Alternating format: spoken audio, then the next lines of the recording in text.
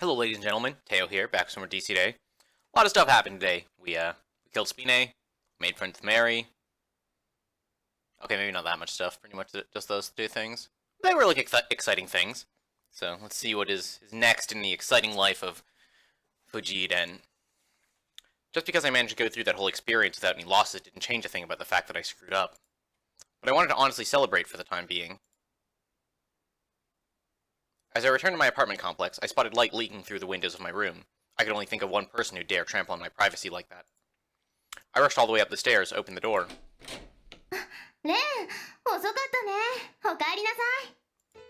And found her there, with nothing amiss. それでどう？桜井さんとは仲直りできた？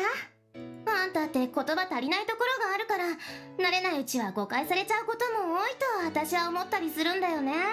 Alright. I had forgotten that Ben was a dumbass, and now I'm being reminded.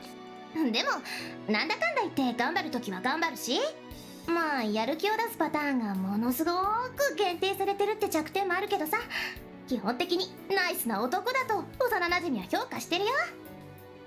だからできればもう少しだけ女の子の気持ちをって何？どうかしたのレン？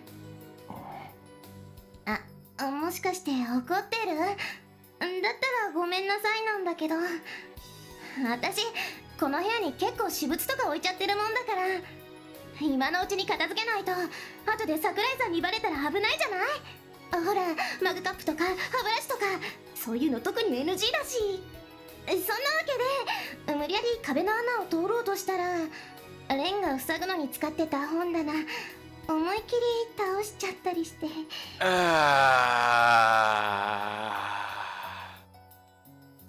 Never change, Kasumi. Never change. Rather, do change. Stop going through holes in walls and knocking over bookcases. That part you should change. こりゃまずいなと思いつつ、今まで掃除してたのよ。あとなんか携帯もなくしちゃってさ、もしかしたらここにあったりしないかなって。Oh yeah, that was like another thing. That was weird. So they got her cell phone, I guess. I guess Spine is probably pickpocketed her or something when he passed them on the street. But we don't know how they got the body double. Like how they duplicated the voice over the phone, and how they got a double that, despite the lack of a mole on the breast, was still relatively convincing. So that's probably tied to the power of somebody on the Obsidian Round Table.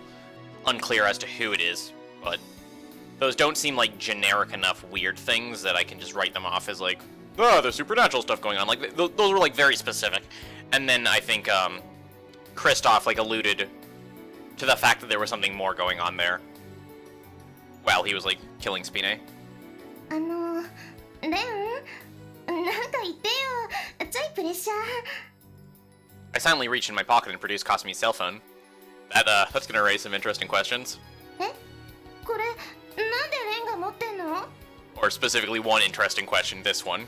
落ちてた。どこに？道端。道端って。I couldn't bear looking Kasumi in the eye. At this rate, I'd... なんかよくわからないけど、ありがとう。I hit my limit. ちょっとレン、何をいきなり。あんた桜井さんと付き合ってるんじゃん。浮気したらダメ。 Not wanting Kasumi to see my face like this, I forcefully embraced her. I continued to mentally apologize to her with all my heart. My carelessness today could have easily gotten her killed. I vowed never to screw up like that ever again. I hoped, with all my soul, that she would forgive me. I mean, she doesn't know about it, right? So, I don't know if her forgiving you is the issue here. なんで？わかんないよ。めっちゃアグレッシブだよ。何考えてんのよ。私とあんたはただの幼馴染で、こんないきなりじゃ心の準備が。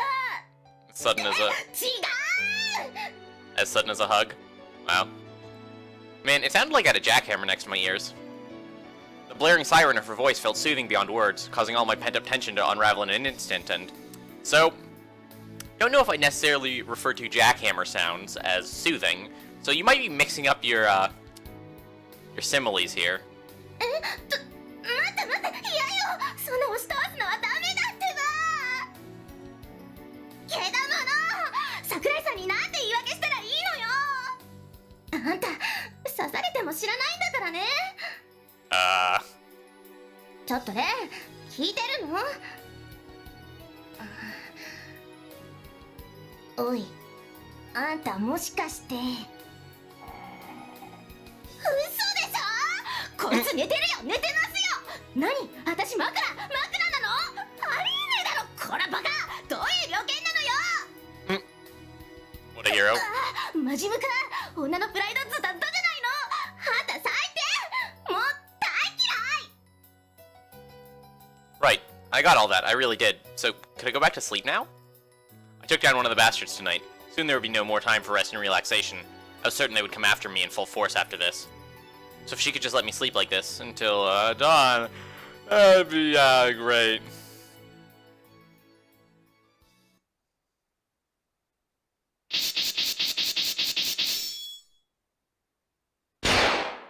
Oh, it's like a cool gunshot sound and everything. Der LDO in Shambhala, 9 out of 13. So, wait. Okay, yeah, so that number makes sense. We got everyone but Mephistopheles and our 3 time travelers. I guess we have now fully replaced Mercurius. I can't remember if we were... I think we had like replaced him on this list last chapter as well. But Spain is out of the picture. And it looks like Babylon, Sonnenkind, and Cain are not actually our 3 time travelers. That's Samael, Hroldvinir, and Gotz van Berklingang.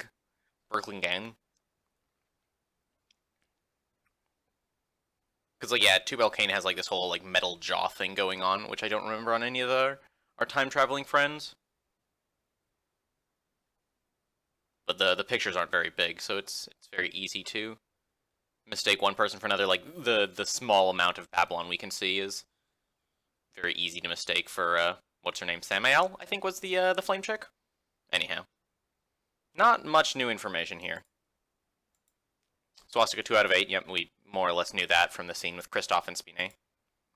Chapter 4, Odessa, end. Excellent.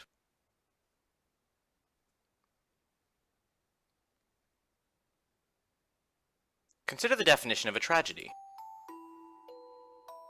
Were we to cut straight to the chase, we would say that the word denoted the concept of loss.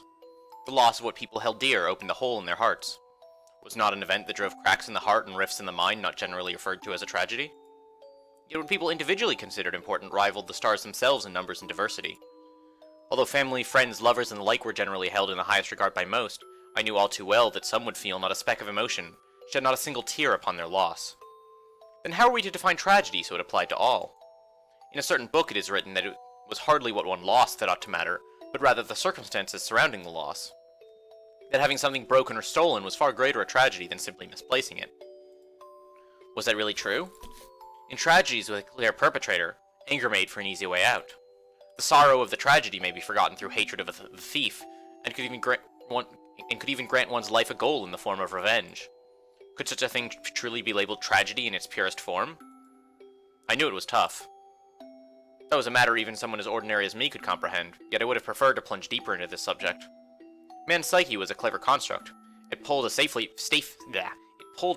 valve the moment it found itself assaulted by a storm of deeply negative emotions.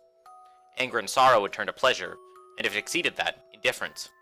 The heart and mind attempted to regain their balance in some shape or form, and wounds were healed, albeit in a twisted manner.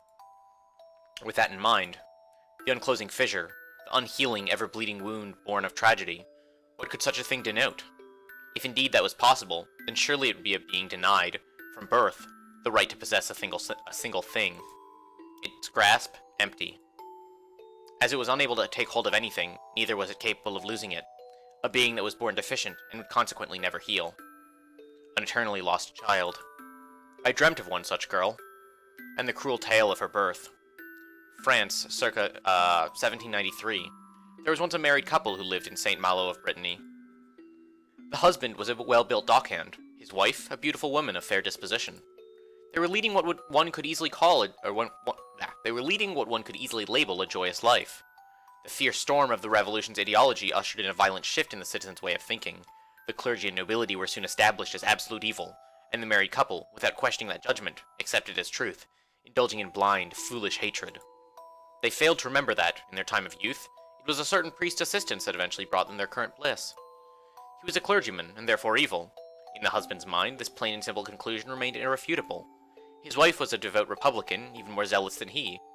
So devout, in fact, that she would station herself at the foot of a guillotine hours before an execution, busying herself with knitting as she watched the heads fall. Even as she was heavy with child, and in the later stages of pregnancy, she would nonetheless make her way to the gallows every single day without fail.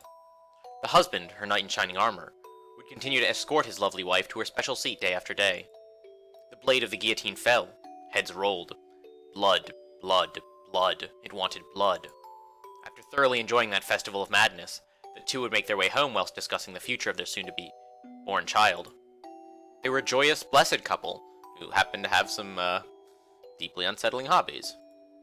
They were upstanding citizens, their sense of values typical of all respectable townfolk during that era. However, one day, during the Messidor, the harvest festival, St. Malo came to hold an execution of particular interest. The victim was a former pastor in the Church of Christ. The aged clergyman was well known among the townsfolk, and as such, everyone wished to see his expression as he rose to the gallows. Naturally, the good married couple was no exception. The wife stood with the crowd at the foot of the guillotine, her body racked with the intense pains of labor. Yet she stifled her screams with heroic effort, waiting in anticipation for the moment the priest would climb the scaffold. The aged pastor was a father figure to the poor and needy, a holy man who earned their love and admiration. And yet, he was the enemy, a figure of wickedness, deserving punishment. His head needed to fall. And yet on that day, the executioner was nowhere to be found. Ah, such misfortune. The wife moaned with disappointment. Perhaps the executioner had fled at the idea of executing a priest of such virtue and benevolence. The Republican officials called for a new executioner from the crowd, yet the onlookers' hearts were so filled with sympathy for the elderly priest that none of them dared step forward. Were things to stay this way, the execution would be cancelled. My love, I beg of you. Despite being shaken by violent pain, the wife clung desperately onto her husband's sleeve. To the foolishly naive man, her action was no less than a supreme command. I shall do it. The wife, watching the gallant figure of her husband ascend the steps to the scaffold, rose her voice and broke into a beloved song of hers. Blood, blood, blood, it wants blood. Shower the guillotine with drink. May the guillotine's thirst be quenched. What it wants is blood, blood, blood. Like magic, that familiar tune dispelled all sympathy from the crowd's hearts in an instant. That's messed up. A certain kind of joy spread from person to person like an infectious disease as the vile, bloodthirsty refrain echoed, its words sweeping across the execution site. Blood, blood, blood. It wants blood. Shower the guillotine with drink. May the guillotine's thirst be quenched. What it wants is blood, blood, blood. Surrounded by blessings, the husband proved his love towards his wife, as well as loyalty to his country, by beheading his very own benefactor. It was an honor, a commendable act hardly worthy of shame. And so, as he returned to his wife's side and beheld the female newborn in her arms, he wept tears of joy. This child was born on a day of celebration. God has a duty to make her happy. Indeed, God would see to it. Look how lovely she is. I'm certain everyone will be entranced with her. Indeed, no one would ever forget her. Marguerite, the jewel of St. Malo. The child damned at birth. The girl born at the foot of the guillotine. She came into this world with a mark resembling a guillotine scar around her neck, one that would never fade. Even as she passed her 10th year, she was still unable to speak. When she finally did open her mouth, what left her lips was the guillotine's refrain. Her mother went insane and died a madwoman. Her father was loathed as a murderer and met his end under the guillotine for charges of smuggling. But the girl herself harbored no sins of her own. She had never done anything wrong. For the child to suffer due to parental sin, that was but another facet of an ever-cruel world of injustice. Silent most of the time, the girl would only recite the guillotine's bloody refrain every time she opened her mouth. The moment she set a foot outside, the entire town would fall into an ominous silence. Her tragic madness, the cruelty of her birth. Having grown up amidst fear, loathing, hatred, and isolation, the girl lost everything before she even came to possess a single thing in life. Though she was healthy in mind, her dysfunctional feelings could not comprehend the meaning of sorrow. And so, her case was what one could call tragedy. A girl thoroughly abnormal, a complete outcast. There were many who plotted to bring harm upon fair Marguerite, yet all who touched her ended up decapitated without exception. She was under the guillotine's protection. Her curse would kill anyone that dared touch her. If we assumed beauty to be fleeting and fragile, in constant danger of being trampled on, then her beauty was indeed no beauty at all, And yet, neither was she hideous, but a vacant, empty void. Eternity itself. Following her parents' death, she roamed the streets aimlessly like a discarded animal, mindless of what to eat or where to sleep, yet never tiring, never decaying. She is no human. Hardly could we fault anyone for saying so. It was the logical conclusion of the matter. Cliched as it may have been, she was inevitably declared a witch, for she was inhuman and abnormal, with over 100 already having perished after touching her. Her life could not be allowed, her past need to be buried, and in the end, Marguerite was arrested and hauled off to the gallows. No one could touch her. Her treatment resembled the handling of a dangerous instrument, the process itself similar to herding sheep. Yet Marguerite did not resist. Had she set her heart on it, she could have slaughtered her captors with ease. So why did she choose not to? The answer was quite simple. The meaning of death and execution lay beyond her comprehension. To her, decapitation was a common occurrence. Whether it was her own head that fell or someone else's, she could not tell the difference. And so, on that day, she stood at the gallows, the very same place that once witnessed her father's gruesome duty, the place of her birth.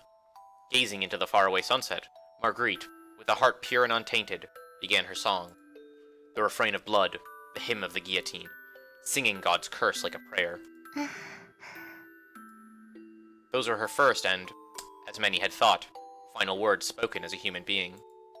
But at that moment, Marguerite had an epiphany.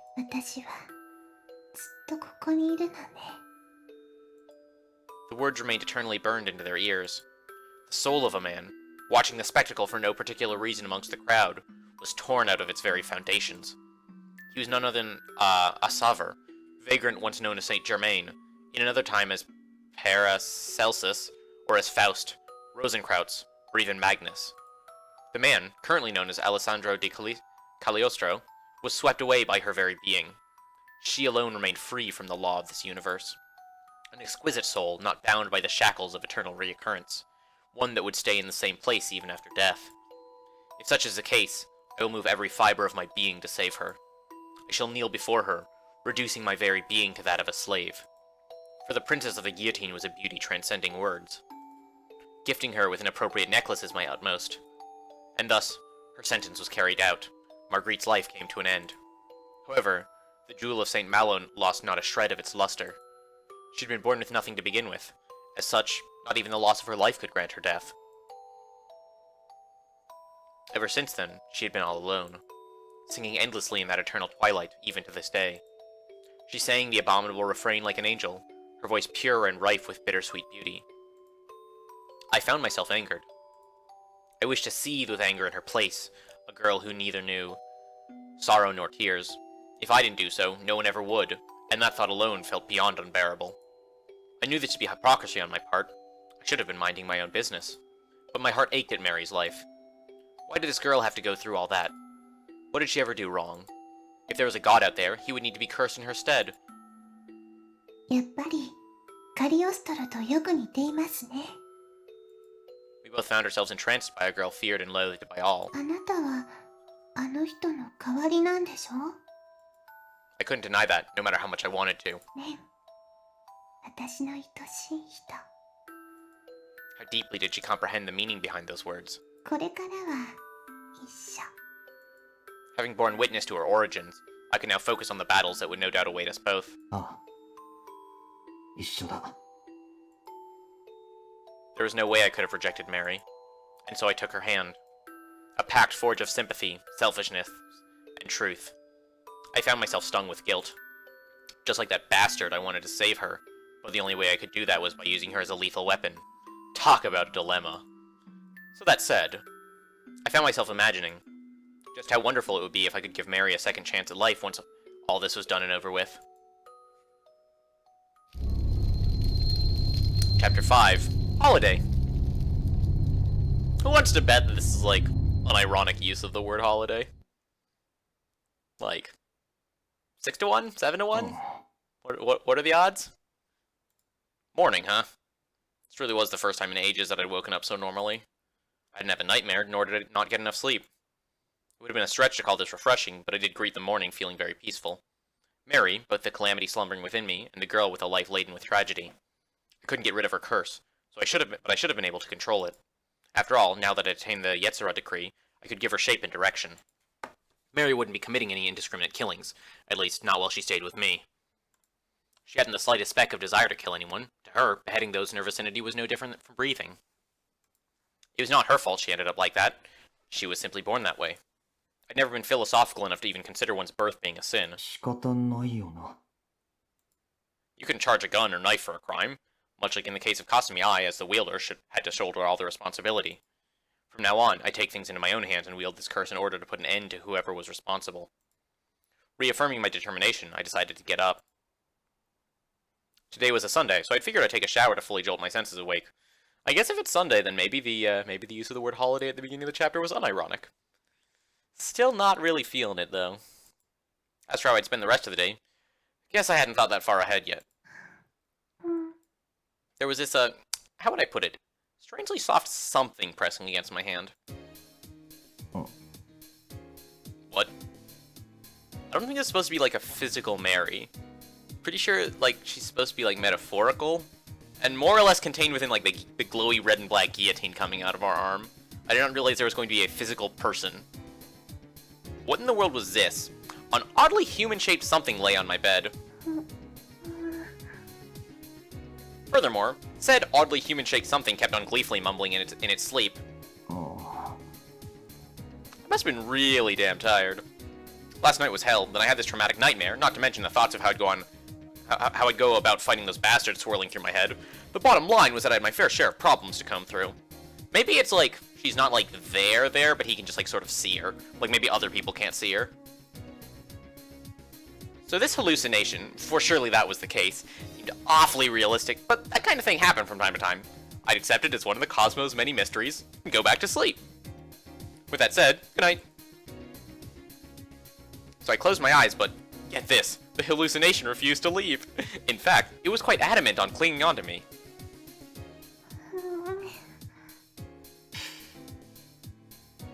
And why in the world was she naked? Just when I was about to jump up in shock, the hallucination opened its eyes. I mean, in fairness, Ren, and had you considered this, when was the last time you ever saw a guillotine wear clothes? Didn't think about it that way, did you, huh? Opened your eyes, didn't I?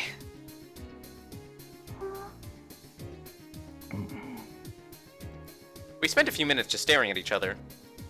She regarded me with a puzzled look, her pair of emerald eyes never once leaving my face. Then parted her tiny lips to speak. Good morning, Miss Guillotine.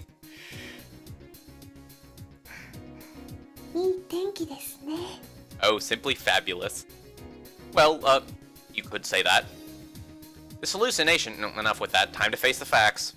This was real. Mari? Why was she here? その悪い。よくわかんないんだが。これからは一緒だって言いました。She's got you there, buddy. Oh. Yeah, we did. But I was more interested in how this current state of affairs was physically possible at all. I wasn't go with the flow enough to be able to accept this with a wave of the hand and oh, she's a cutie, so who cares, or it's a miracle born of love, without any sort of reasonable explanation to back things up. That kind of fairy tale bullshit wouldn't fly with me. See, I was all ready to just accept it. I was definitely more on the first one than the second one, definitely more on the oh, she's a cutie, so who cares, than a miracle born of love, but like, either one would have worked. I was totally just ready to accept it and move on. That said, even if I did ask her, I doubted she'd have an answer. So, if I were to force some semblance of logic into this, this is how I'd go about explaining it.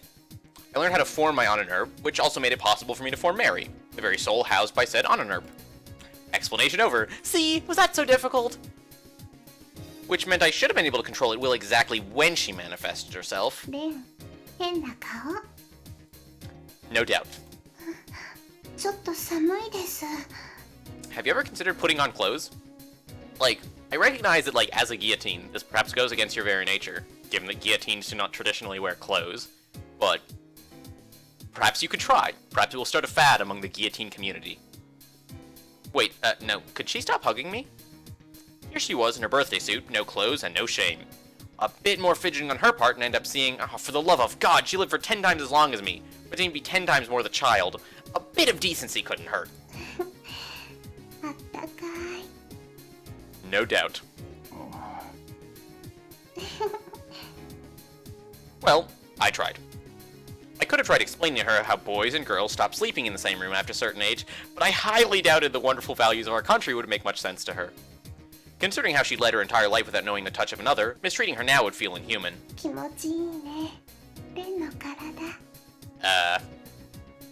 Hello? Police? No, this isn't what it looks like.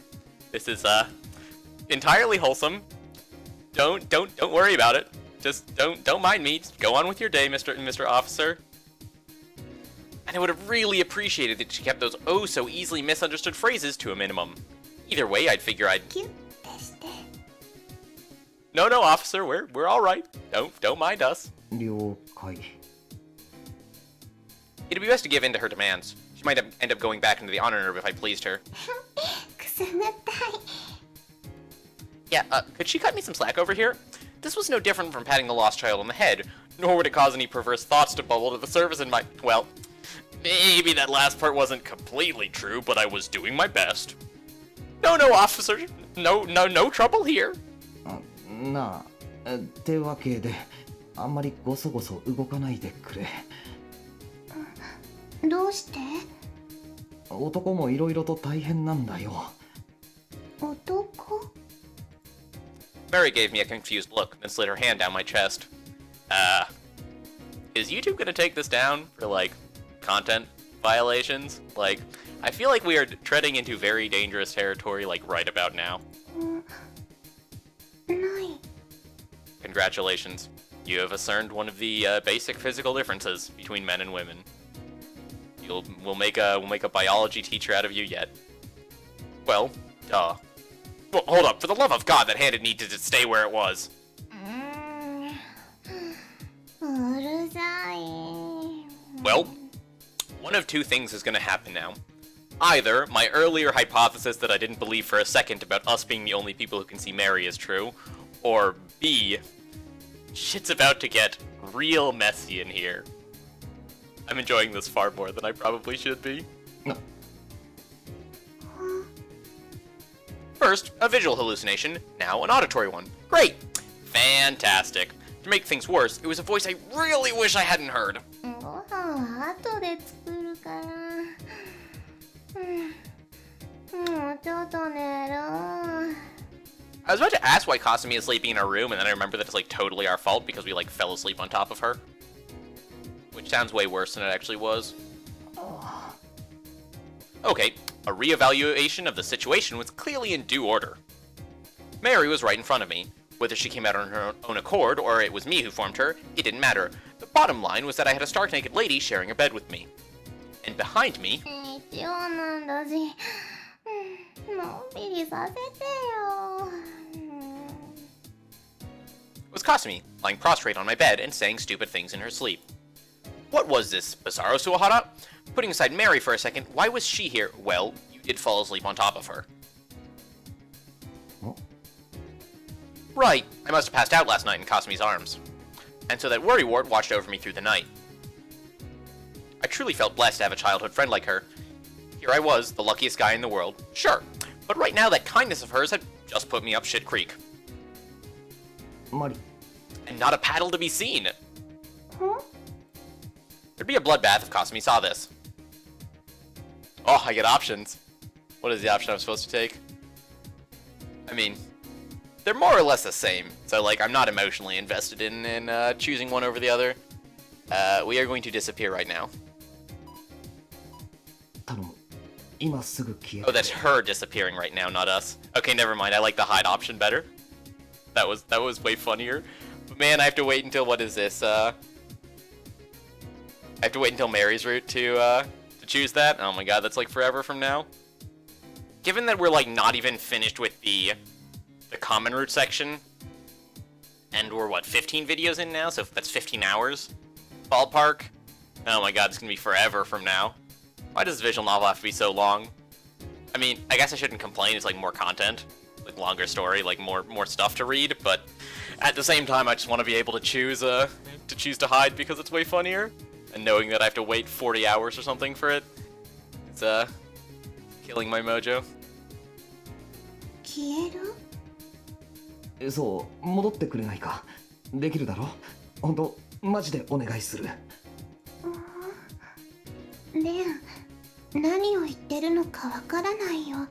However, if it turns out that she is unable to do that, then that makes this really funny and I no longer regret my decision even a little bit. いや、つまりさ。You're basically a spirit, so can't you just appear and disappear at will?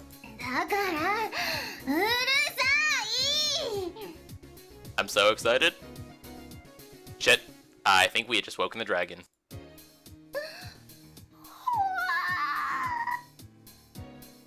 I didn't realize she could make that kind of sound. Basically, this is what she had just witnessed. Me, with my shirt boldly unbuttoned, and a young blonde girl clinging onto me, her hand resting upon my exposed chest. Yep, no way in hell was I getting out of this. No further explanation needed.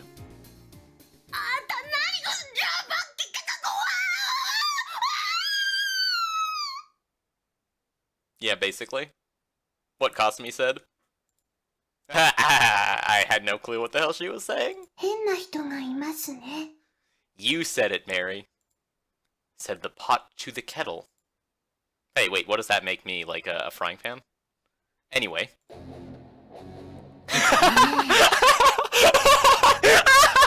Oh god, the battle theme is playing! Oh god, that's too much!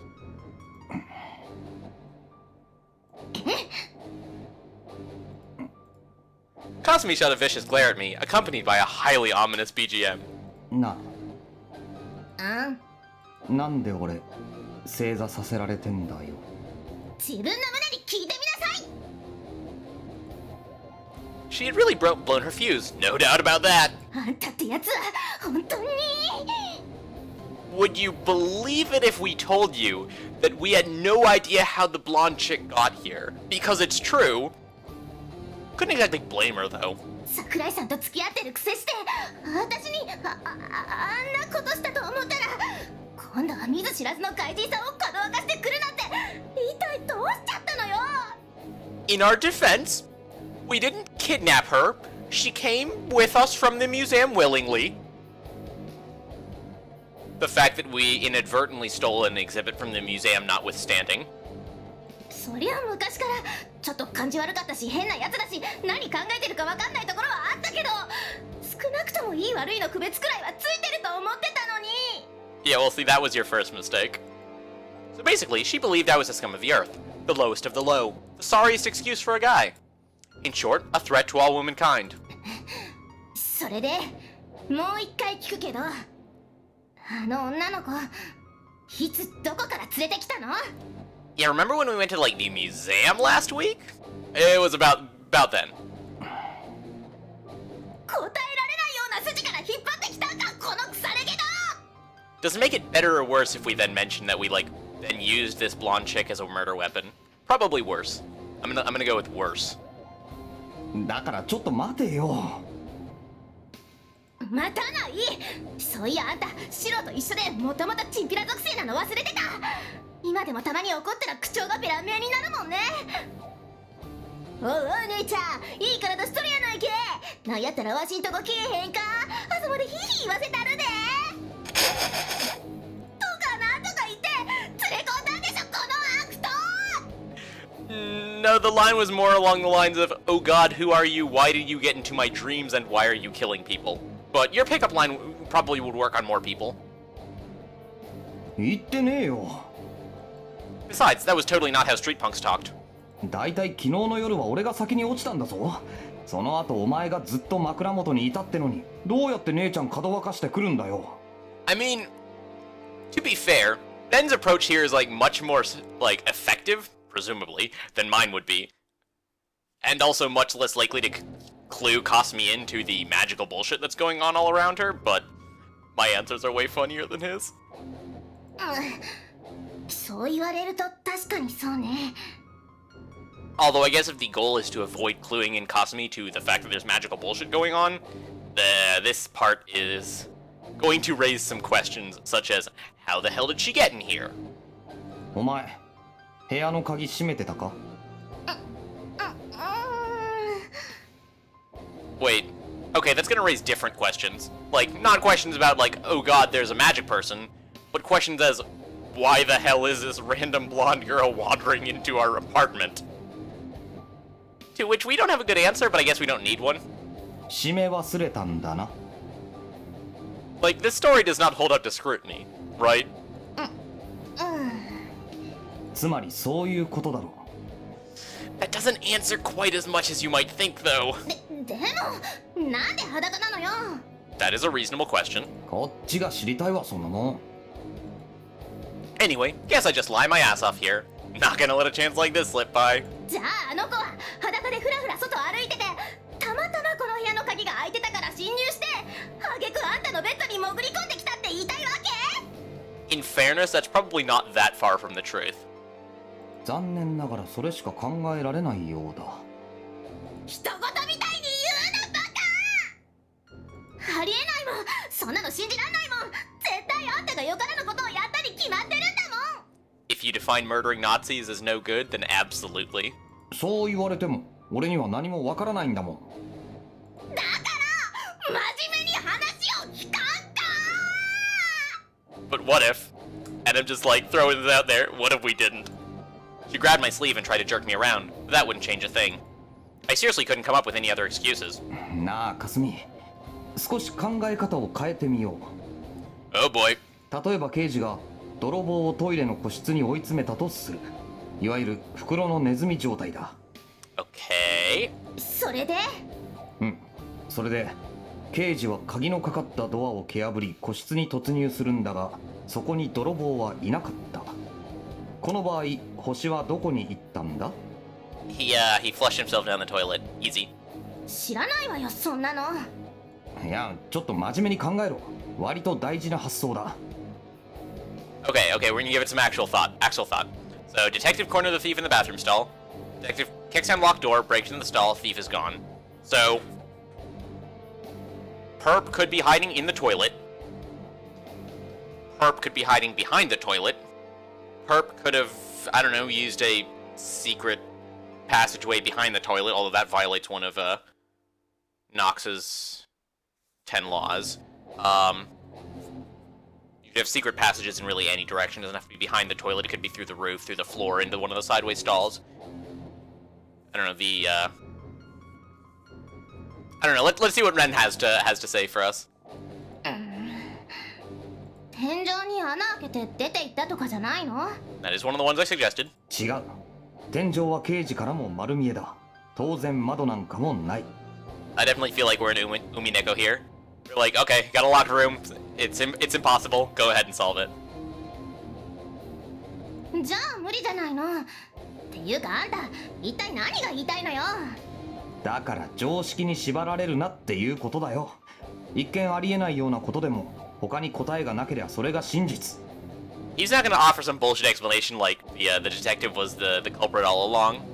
ああ、ちなみにこのケース、泥棒は水栓から流れていったっていうオチだ。My first guess was right! I'm so good at this game. めちゃくちゃ言ってんじゃないわよスカポンタン。そんなことできるわけないでしょ。でも他に答えないだろう。じゃあ何か？お前は夜中に俺が抜け出して姉ちゃんさらいつつあれやこれややってる最中全然気づかずに寝てるほど鈍いのか？ Maybe. 剣道やってる割には勘が働かないんだな。はっ！プッチプリーン。ー。たまきた。表でのこんちくしょ Out of idle curiosity, what is Mary doing during all of this?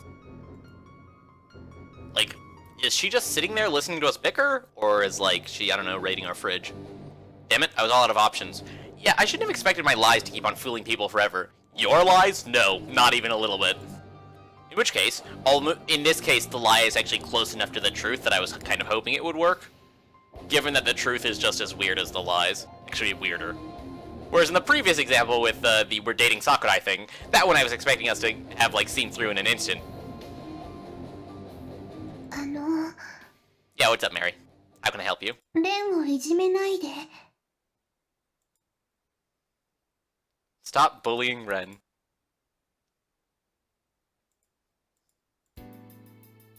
それじゃあマリちゃん本当に変なことはされてないのね。はい。 What is that outfit? A truly bizarre scene unfolded before me. 私の大事な人にレンがとても似てるからずっと話したいと思ってて。 What is that outfit? Like, on another person it would be a reasonable outfit, but like, there's like a pretty harsh motif clash there going on. Like, that's like way too goth for Mary to pull off. それで昨日ついにやってきちゃったって？はい。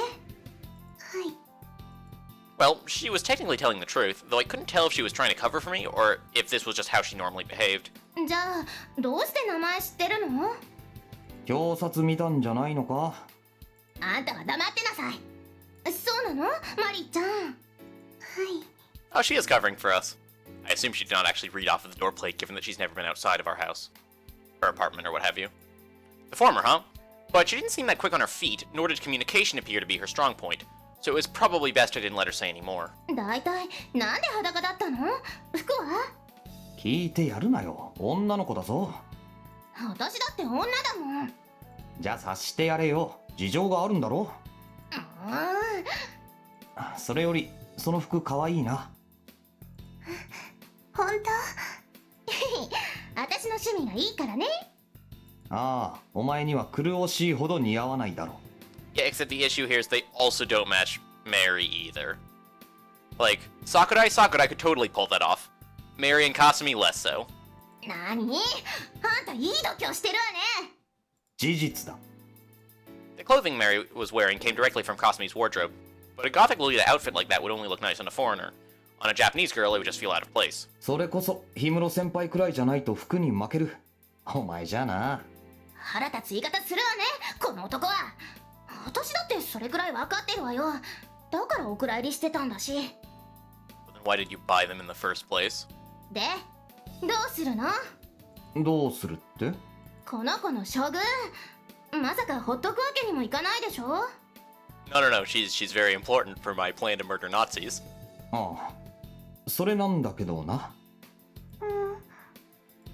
Well, we couldn't just hand her over to the police or something, but what then? あんたまさかここに住まわせようとか思ってるんじゃないでしょうね。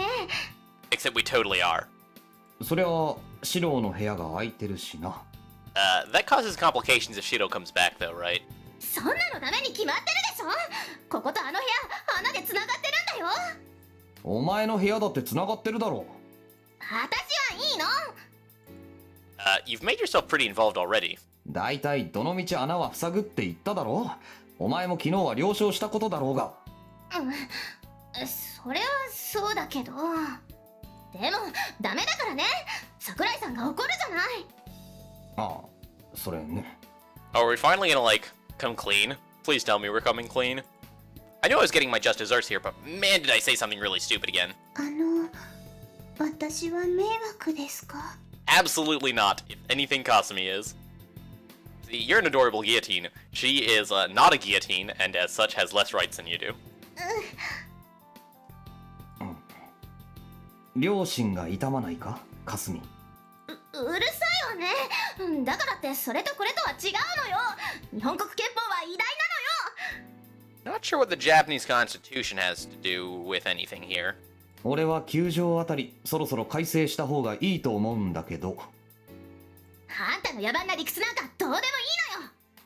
とにかくこの子は叱るべきところに連れて行かないと。 Exactly, such as the next door apartment. 私、レンと一緒にいたい。かすみは私のことが嫌い？ Oh, we're going for the guilt trip. Mary's good at this game. いや、そんなことは。他に知ってる人がいないの。 Oh my god, she's laying it on thick.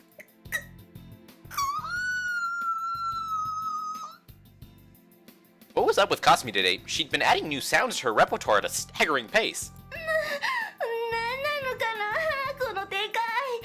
一番まともなこと言ってる私がまるで悪者みたいにされちゃってますよ。これはどうしたらいいのかな。 Yeah, I know, right? I chose to keep my mouth shut. かすみ、お願い、意地悪しないで。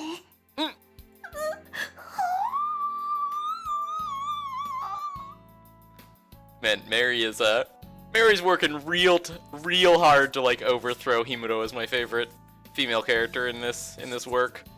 She's like putting in overtime and shit. Kasumi's trembling began to reach a point where she was starting to look more and more like a person with a condition. I unconsciously tried to hide Mary behind me, but...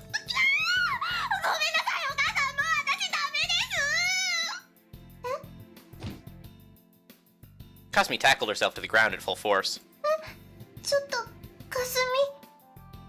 Oh wait, not herself. Her. Just her. Kasumi tackled her to the ground at full force. Mary is the one being tackled here. Pronouns are very difficult for me.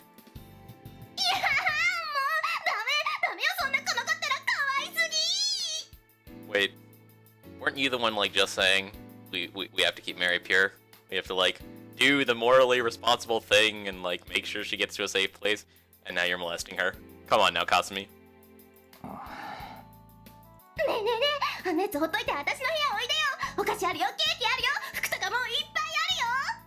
Kasumi?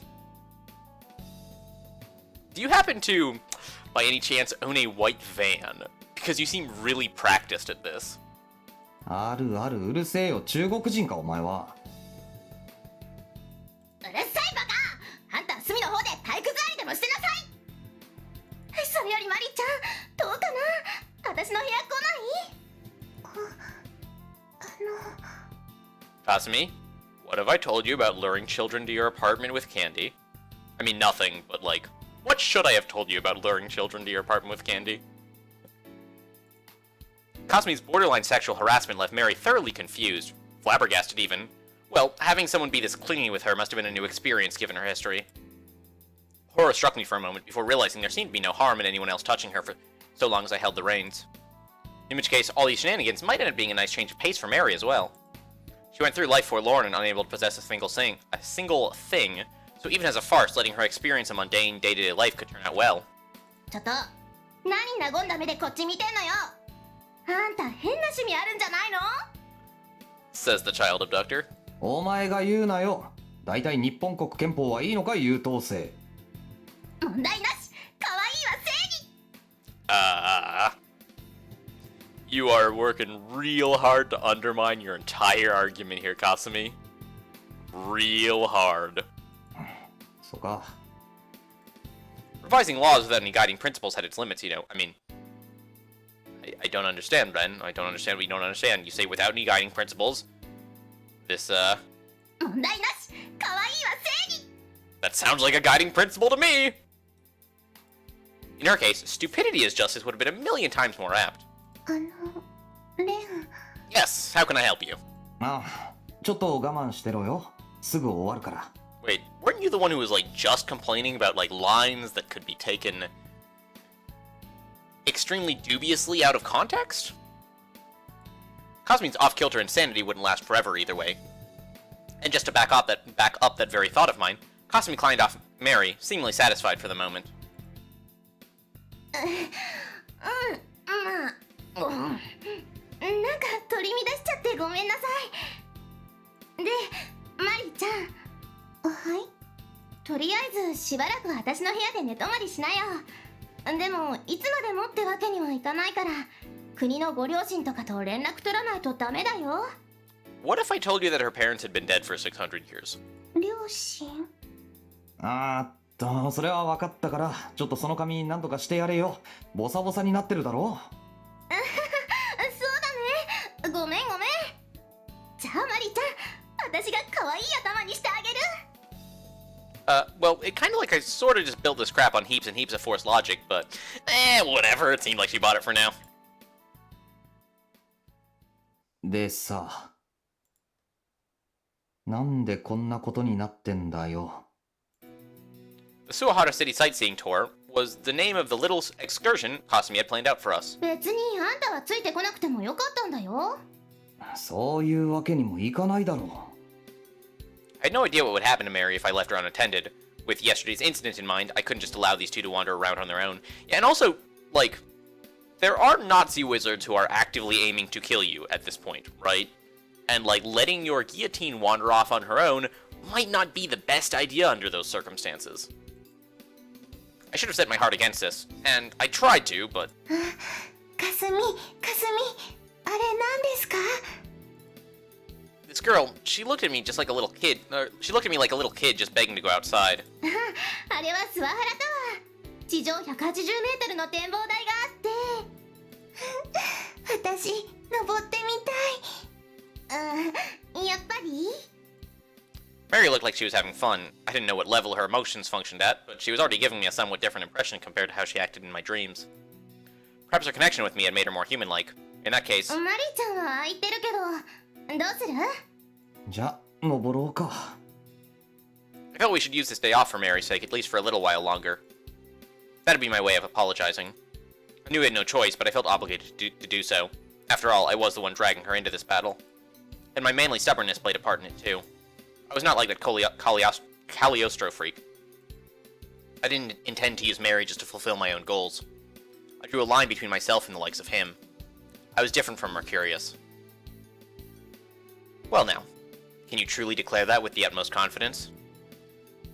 おお Mary's eyes went wide when she gazed at the scenery from the observation deck. レン、あれ何ですか？遊園地、でっかい遊び場だよ。行ってみたいか？それでどんなものがあるんですか？だな。It might be difficult to explain with words alone. マリ、ちょっとこっち。I gestured her over to one of the tower viewers.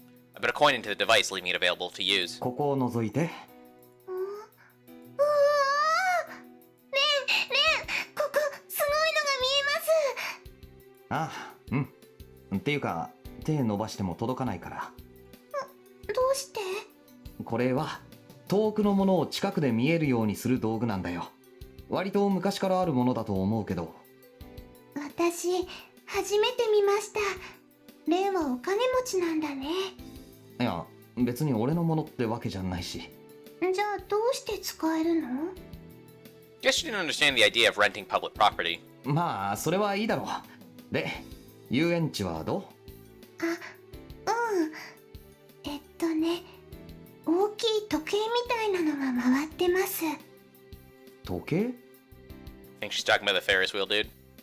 丸いの、小さい箱がいっぱいついてて、そこに人が乗ってます。ああ、観覧車ね。Wait, is that the appropriate capitalization? Is Ferris a proper noun? Like called the Ferris wheel because somebody named Ferris invented it? Oh my god, it is. That's hella troll. The original Ferris wheel was designed and constructed by George Washington Gale Ferris Jr. as a landmark for the 1893 World's Columbian Exposition in Chicago. The generic term Ferris wheel is now used for all such structures, which have become the most common type of amusement ride at state fairs in the United States. Huh. Learn new things every day. 観覧車？遊覧って意味わかるかな？要するに景色を楽しむ遊びのこと。簡単に言うとこの展望台が動くみたいな。私行きたい。観覧車乗りたいです。レン。 Huh. So I guess my earlier speculations about the title of the chapter being facetious were actually, at least so far, off the mark. We are in fact having a holiday. Huh. そう。She seemed to be once again showing great interest in something quite trivial, but seeing how the amusement park wasn't that far away, I figured we might smell like a visit. なあ、お前はどう思う？私？他に誰がいるんだよ。Besides, what the hell was she even doing? 遊園地は別にいいけど、観覧車はこう、なんていうのかな。他にもジェットコースターとかフリーフォールとかバイキングとかああいうのはやめた方がいいと思うのよ。なんで？ Wouldn't be much of an amusement park without any of those. Would be boring as shit, in fact. だって危ないじゃない。マリちゃんに何かあったら。レン、早く行こう。私観覧車乗りたい。こう言ってるけど。だからダメなものはダメなの。人の世は危険がいっぱいで常に7人の敵がいるの。わけわかんねえよ。 Besides, you didn't see many locals using the city's amusement facilities like this tower or the amusement park. In that sense, didn't that mean neither her nor I would have gotten the chance to go had it not been for Mary? かすみ、なんでそんなところにいるの？こっち来て一緒に遊園地見よう。そしたらきっと行きたくなるよ。そんなこと言われても。お前もしかして。違うもん。私はただ人より想像力が豊かなだけで。Nah, she's totally afraid of heights. つまり高いところが苦手なわけだな。Looked like I hit the nail right on the head. Still, I never knew she had a weakness like that. Childhood friend or not, how come I never noticed it up until now? Perhaps I was just being thick-headed. Still, it felt odd. とにかくそういうのはまた後にして、お腹減ったから何か食べようよ。ほらマリちゃん、下のレストランに美味しいものがいっぱいあるから。レストランはここにあるだろう。下のはただの軽食。うるさいバカ、いらんこと言うな。I mean, I probably shouldn't make too much fun of Kasumi here. Like, I'm not a huge fan of heights myself. ほらほらマリーちゃん、これ美味しそうじゃない？一緒に食べようよ。 Kasumi pointed at the menu on the pamphlet as she did her best to avoid getting closer to us. Well, as long as Mary liked it, I'd be fine with whatever, but... よっしゃ、決まりね。 I kind of felt like a father accompanying his kids. Wait. どうかしたの？レン。いや。I could have sworn it felt like someone was watching me for a second. Was my mind just playing tricks on me? At the very least, it wasn't them. If it were, my decapitation scar would be aching. Then who? レン？ Well, 話聞いてる？ there's a fairly short list of, like, people that we know about that would be looking at us who aren't Nazi wizards. The list is, like, Himuro, Lisa, Shiro, right? And of the three, I'm gonna put Shiro as the most likely by, like, an order of magnitude. And I hope I'm right, because, like, he seems like a cool guy. I would be not against him re-entering the story at some point in the near future. Could this have been an effective mastering formation? Either way, my sight, or rather, all of my senses had sharpened to mind-boggling, inhuman levels. I'd yet to get used to this, so I couldn't tell for sure, but for the time being, I figured it'd be best for me to stay vigilant.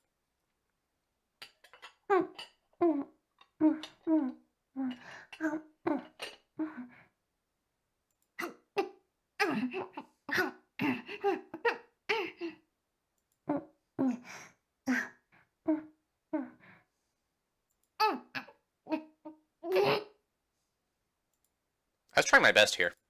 With two girls flanking me, I had to ensure their safety by whatever means necessary. Is there some reason the screen is blacked out right now? I feel like there's a punchline coming on.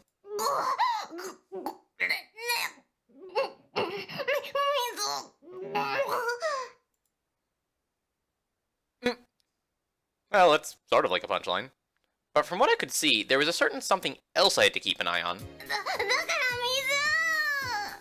ほら。ありがとう。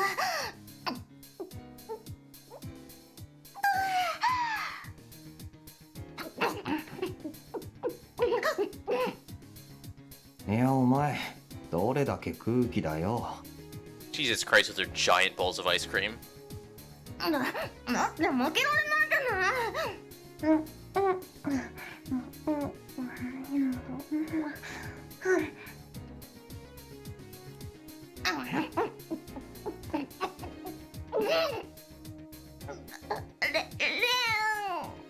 ほら。This was giving me a headache. Resting right in front of me were two jumbo-sized parfaits that I couldn't help but find a perversion of nature. You could have it for free if you ate the whole thing within half an hour, but this thing was clearly not built for human stomachs. And yet Mary...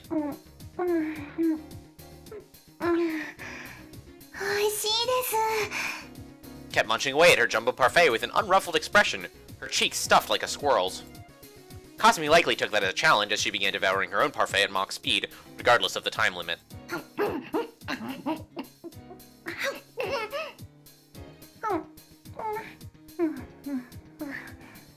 Nah.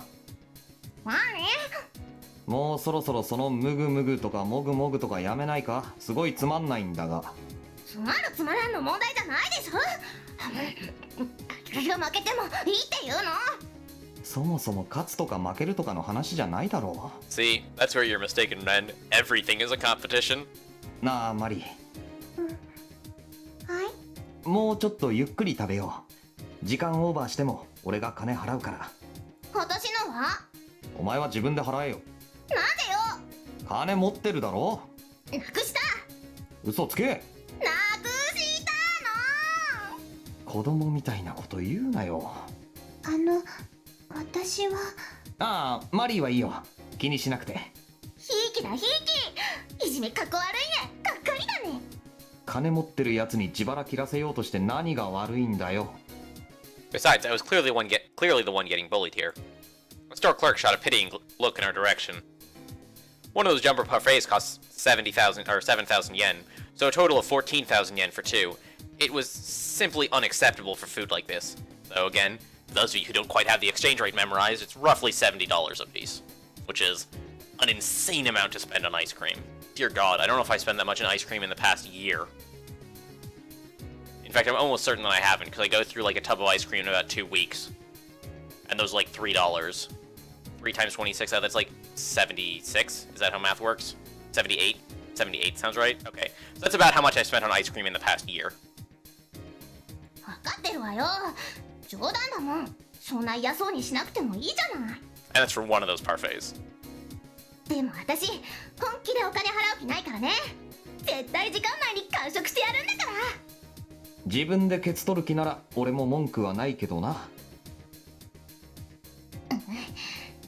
冷たい。あ、レンは最近冷たいよね、私にばっかり。 See, it's funny. It's funny because they're eating ice cream. Sulking wasn't going to change anything. いいもんいいもん、彼女いるくせに他の子にも色目使うような男はいらないもん。あんたなんか桜井さんに締められちゃえばいいんだ。 Well, I was planning to make sure it never got to that. 二人とも喧嘩しないで、これあげるから。 Wait, don't you usually have to eat these whole things on your own to get the free parfait or whatever after half an hour? Don't cheat, Mary. Cheating is wrong. いやそれはマリーのだから俺たちが食べちゃダメなんだよ。 Besides, I wasn't a huge fan of sweets either way. そうなの？みんなで食べた方が美味しそうなのにね。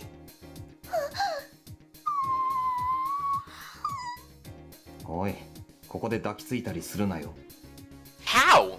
How does she even hug? Or like that? There looks like there's a table in the way, right? And it looks like a relatively wide table to fit those giant ass bowls. Like I don't understand how hugging her is physically possible. しないわよ。でもこうマリーちゃん見てると自分がとてつもなく汚れた人間に見えてくるっていうか、レンなんかドス汚れてるよね。余計なお世話だ。喧嘩しないで。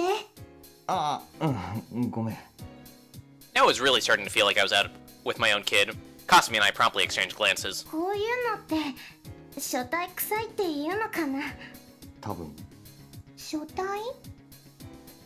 Mary blinked at us in surprise. じゃあレンとかすみは夫婦なんですか？お前吹くな。なんでおい、もう10分しか時間ないぞ。いけない、こんなことしてる場合じゃなかった。マリーちゃん、ラストスパートするよ。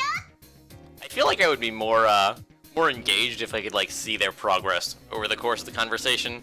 But as it is, there's only one CG, so I don't get like to see the gradual decrease in ice cream quantity. はい。 And in the end, ねえレン、お金貸して。 I sort of figured it turned out this way. この間無駄遣いしたから今月きついの。 Maybe, and I'm just putting this out there, maybe you should have thought of that before you spent $7 grand on ice cream. わかったよ。 My choker was probably part of that wasted money, so I ended up paying for the whole thing in the end. My only salvation was... 美味しかった。また来ましょうね。 that Mary finished her parfait right within the time limit. そんなに痩せてるくせに。 Seriously, where did those 6 kilograms of jumbo parfait disappear to?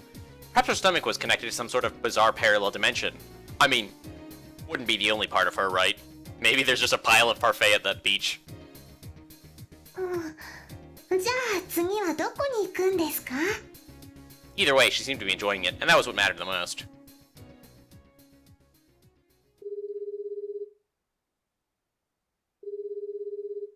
ああ、もしもし、私。And to find out what the contents of this no doubt riveting cell phone conversation are going to be, y'all are going to have to tune on Monday, because that's it for me. Hope y'all have a lovely weekend, and I will catch y'all next time.